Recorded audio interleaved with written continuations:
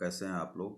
दोस्तों, मैं हूं आर के सुमन। मैं आज आपको अपने समाचार विश्लेषण साइट पर बताऊंगा कि किस प्रकार से बिहार में कुछ मुद्दों को लेकर के यह उठापटक हो रही है। इस चुनाव में क्या होने जा रहा है उसी विषय में मैं बताऊंगा।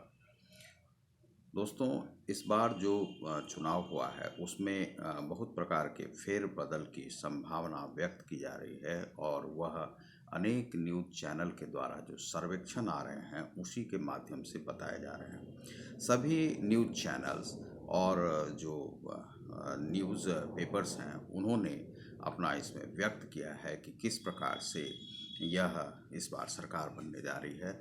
हमने भी पहले बताया था कि कुछ फेरबदल की संभावना है, लेकिन उसी विषय में मैं आज बताऊंगा। यहाँ पर इस बार जो भी चुनाव हुआ है उसमें कुछ बातों पर ध्यान देना होगा कि दरअसल इस बार जो है यह हुआ है कि परिवर्तन होने की संभावना व्यक्त की जा रही है। जैसे कि मान लीजिए कि यहाँ पर जो चुनाव में जो प्रचार किए गए हैं तो जो तेजस्वी यादव हैं उनकी तरफ से जो भी लोग आए हैं उसमें महिलाएं बहुत कम थी और वे सभी ऐसा व्यक्त किया जा रहा था कि माओ से जुड़े हुए लोग और जो नक्सल से जुड़े हुए लोग और कुछ नशाबंदी के जो विरोध में जो लोग थे वे लोग सड़क पर आए हैं और उन लोगों ने महागठबंधन को बनाने का प्रयास किया है। लेकिन उनके घर की जो महिलाएं थी वह अभी भी एनडीए के खिलाफ में नहीं है और एनडीए की ही सरकार और नीतीश कुमार के समर्थन की ही सरकार को चाह रही है।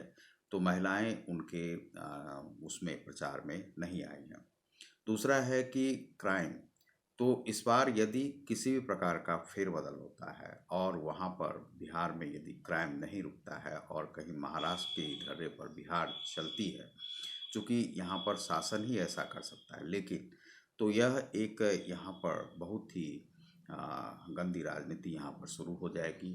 और ऐसा ही यहाँ पर देखने में आ रहा है कि बहुत सारे लोग इस बार भ्रम की स्थिति में हैं और वे लोग एक तरफ से जाकर सीधे अपने ज्ञान का प्रयोग नहीं किया है और वे लोग एनडीए के से विपरीत वे लोग महागठबंधन को वोट देने का प्रयास कर रहे थे, जिसमें कि बहुत सारे पुरुष वर्ग के लोग थे जो बाहर से आए हुए मजदूर वर्ग थे। तो उन लोगों ने अभी नहीं देखा है कि यहाँ पर जो नीतीश कुमार ने जो कार्य किया है उस पर ध्यान नहीं दिया है। सुशासन बाबू के रूप में जो उन्होंने अपना नाम स्थापित किया उसको नहीं ध्यान में दिया है, तो उससे कुछ फेरबदल की संभावना व्यक्त की जा रही है। लेकिन इसमें अभी भी कुछ और भी संभावनाएं व्यक्त की जा सकती हैं जो मैं आपको इसके अंतिम पक्ष में बताऊंगा। तो यहाँ पर जो चुनाव जो हुआ है उसमें सभी लोगों के द्वारा, जैसे मान लीजिए कि एबीपी सी वोटर का क्या कहना है। इसमें सी वोटर का कहना है, एबीपी न्यूज़ जो आप देखते होंगे, उन्होंने सर्वेक्षण में कहा है कि एनडीए को 104 से 128 और महागठबंधन को 108 से 138 131 और लोजपा को 1 से 3 और अन्य को 4 से 8 यह सीट मिलने की संभावना विधानसभा में। टाइम्स नाउ और सी वोटर ने मिलकर एक तैयार किया है, उसमें उन्होंने एनडीए को 116 बताया है। यह भी लगभग थोड़ा बहुत ठीक है। महागठबंधन को बताया है कि 120 सीट मिलेंगे और लोजपा को एक ही ये दिखा रहे हैं, जो कि लगता है थोड़ा गलत है। अन्य को 6 सीट दिखा रहे हैं और यह भी यहाँ पर भी जो टाइम्स नाउ का है वह सर्वेक्षण उतना सटीक नहीं कहा जा सकता है। रिपब्लिक जो जन की बात है, रिपब्लिक न्यूज़, उन्होंने जो 91 से 117 दिखाया है और महागठबंधन को 118 से 138 और 5 से 8 वे दिखा रहे हैं लोजपा को और अन्य को 3 से 6 सीट दिखा रहे हैं। इसके बाद इंडिया टीवी पर आइए। इंडिया टीवी बता रहे हैं कि 116 सीट उन्हें मिलने की संभावना एनडीए को, 120 ये भी दिखा रहे हैं महागठबंधन को और लोजपा को 0-0 कुछ नहीं दे रहे और अन्य को 7 सीट दिखा रहे हैं विधानसभा में। टीवी 9 भारतवर्ष, 110 से 120 यह एनडीए के पक्ष में है, 115 से 125 यह महागठबंधन के पक्ष में, और 3 से 5 एलजेपी को, और दूसरा है कि अन्य को 10 से 15 दिखा रहे हैं या ज़्यादा दिखा रहे हैं। टुडे चाणक्य 44 से 56। अब ये किस आधार पर दिखा रहे हैं यह मुझे समझ में नहीं आ रहा है कि 44 से 56 ही ये एनडीए को दिखा रहे हैं।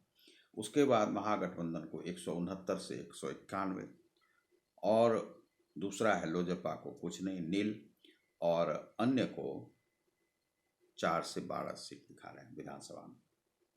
ये सभी जितने भी सर्वेक्षण आए हैं उसके बारे में यह बताया गया है, यह प्रभात खबर में प्रकाशित है, और सभी न्यूज़ चैनल पर देखने पर भी यह पता चलता है। लेकिन इस बार जो कुछ मुद्दे हैं, तो आपने उन लोगों को देखा है जहां पर कि हल्ला हो रहा था, बिहार में कावा, इस तरह की बातें हो रही थी, लेकिन जिन लोगों ने साइलेंट वोटर्स पर ध्यान नहीं दिया, वे सभी जो लोग पिछली सरकार का मजा चख चुके हैं और उन्हें पता है कि क्या होता है, वे लोग साइलेंट थे। इसमें इस बार जो लाभ है, जो भाजपा का, बीजेपी का जो कुछ वोट कटा है, वह वोट कटा है एसएसआर केस को लेकर के।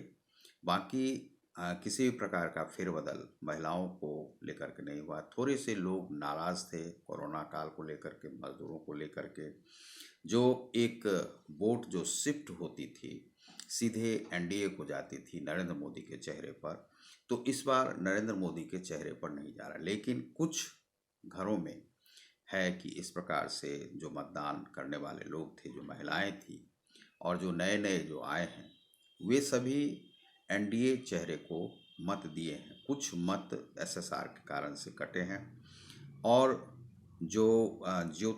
ये नीतीश कुमार है, नीतीश कुमार के चेहरे पर भी मत पड़ा है, जो महिलाएं हैं, महिलाओं ने दिया है, क्योंकि वे सभी चाहते हैं विकास और शांति की बात करते हैं। इस आधार पर जब आप देखेंगे तो जदयू का इस बार चेहरा थोड़ा सा मंदा मंदा सा पड़ रहा है, थोड़ा सा मतदान वहाँ पर कम हुआ है, और जो कोरोना को लेकर के भी कुछ कम लोग गए हैं, तो कहीं पर भी 55% से ज़्यादा नहीं हुआ है। सहरसा क्षेत्र में 60 से ऊपर प्रतिशतता रही है वोटिंग की, और जहाँ पर भी वोटिंग प्रतिशतता बढ़ी है वहाँ पर यह है कि महागठबंधन को वह जा रहा है। बाकी जहाँ पर लगभग 50 से 55 के बीच में वोटिंग हुआ है, वहाँ पर जदयू और एनडीए को जाने की संभावना है, और इससे कल उसमें जो सर्वेक्षण का है वो तथ्य आ ही जाएंगे। इसमें यह आप देख सकते हैं कि जो 50 से 55 सीट जदयू को प्राप्त हो रहा है, यह अकेले ही। दूसरा है कि इसी प्रकार से 50 से लेकर 70 सीट के आसपास जो है, यह संभावना व्यक्त की जा रही है, एनडीए को मिलने की संभावना है। और जो लोजपा है, लोजपा को भी 8 से 12 सीट मिलने की संभावना है, और उसके बाद जो अन्य हैं उसमें 3 से 6 सीट के आसपास मिलने की संभावना है। यह हमारा सर्वेक्षण यहाँ का कह रहा है, जो कि हम चूँकि प्रत्यक्षदर्शी हैं और यहाँ पर हमने देखा है कि किस प्रकार से स्विंग करता है, और जो हमने अभी तक की जो जानकारी है उसके आधार पर यह बनाया है। हमसे बहुत सारे सर्वेक्षण के लोगों ने अपना मत हमने किस पार्टी को दिया है वह जानने का प्रयास किया, और हमने उन सबों को कुछ नहीं बताया, क्योंकि यह एक प्रकार से गलत होता है। और कहीं से भी कई बार मोबाइल से आया कि आपने किस पार्टी को दिया, तो मैं क्यों बताऊं? भाई, चुनाव आयोग कहता है कि यह गुप्त मतदान होता है, आप नहीं बताएं। आपको नोटा करना है या क्या करना है, किसके पक्ष में है नहीं है। हमारे यहाँ यदि मान लीजिए कि कोई लीडर हमारे मनोनुकूल नहीं है, वह राज्य का विकास या इस जिले का विकास नहीं कर सकते हैं, तो हमको यह अधिकार है कि हम उन्हें नहीं चुने। तो इस प्रकार से भी हो सकता है। हम अपराधी तत्व को नहीं चाहते हैं, अपराध बिहार राज्य में नहीं चाहते हैं। बिहार राज्य में हम नशाबंदी पूर्णतः चाहते हैं, और यहाँ पर इस प्रकार से क्राइम नहीं चाहते हैं। मर्डर, आतंकवादियों का किसी भी प्रकार से यहाँ पर किसी भी लोगों को दहशत में जीने का अधिकार नहीं है, वे दहशत में नहीं जिए। खुलकर जिएं और समाज में अच्छी तरह से रहें। ऐसा ही वातावरण हो, निडरता के साथ रहें, उन्हें स्वास्थ्य की सुविधा मिले, वे कहीं न कहीं जहाँ जाना हो वह जा सकें, इस प्रकार की यह व्यवस्था हो, यही व्यवस्था मैं चाहता हूँ और इसी के अनुरूप यहाँ पर सरकार हो। सुशासन बाबू जो शासन देना चाहें, वह मैं चाहता हूँ कि यदि शासन अच्छी तरह से देना चाहते हैं तो करें। लेकिन इस प्रकार की सरकार नहीं बने जिस प्रकार से महाराष्ट्र में हो रहा है। महाराष्ट्र में किसी भी प्रकार का यह नहीं लगता है कि जो वहाँ के विधायक हैं वह वहाँ के मुख्यमंत्री से नहीं मिल पाते हैं। वे इसी प्रकार से अपना कार्य करते हैं कि जिससे कि किसी का कोई कार्य ही नहीं हो। बिजली बिल आ रहा है तो कितना आ रहा है, सब कुछ पब्लिक पर थोप दिया गया और पब्लिक मम है। चूँकि उसने जिसे चुना था वह सरकार वहाँ पर है नहीं, भाजपा की सरकार है नहीं। यह जो शिवसेना है, शिवसेना को पता नहीं अनुभवहीन सरकार है, तो उसको कोई अनुभव है ही नहीं किस प्रकार से किया जाता है। वह जो ठाकरे परिवार है वह अच्छी तरह से कार्य नहीं कर रहे हैं। और एक लफंगई अलग होता है, लंठई अलग होता है, लठमार शासन करना एक अलग होता है, लेकिन सुशासन करना एक अलग होता है। सुशासन का अर्थ होता है कि सभी लोगों के लिए न्याय और सबको न्याय मिले, और वह न्याय तब मिलेगा जब आप न्याय करने की स्थिति में होंगे, अच्छी जानकारी होगी, अच्छा अनुभव होगा, पब्लिक को क्या चाहिए। यह इंदिरा शासन किस प्रकार से गिरा था वह आप जानते होंगे, किस प्रकार से बदलाव की स्थिति आई थी और बदलाव अभी केंद्र में क्यों है यह आप जानते होंगे। यदि आप इस प्रकार से शासन नहीं देते हैं तो ना बिहार में कुछ चल पाएगा, ना महाराष्ट्र में चल पाएगा। और पब्लिक को यह जरूर ही समझना होगा कि नशा यदि करते हैं तो आप अपने परिवार सबको मारते हैं और यह विकास को रोकते हैं, और बिहार में वह नहीं चलेगा। यदि आप अपने घर में आर्म्स चलाते हैं, डकैती का कार्य करते हैं, अपराधी हैं, तो इस प्रकार का शासन यहाँ पर नहीं चल सकता है। आप अपहरण की खेती करते हैं, नहीं चल सकता है।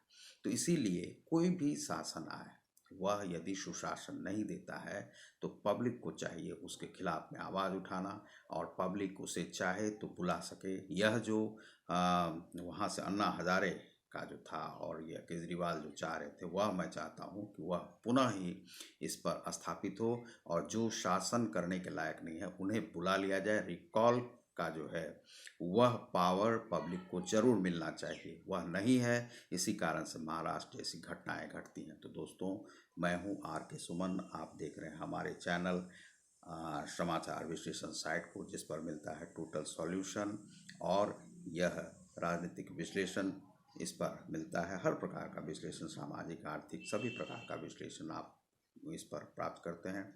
यदि आप सपोर्ट करना चाहते हैं तो आप पेपल से सुमन जी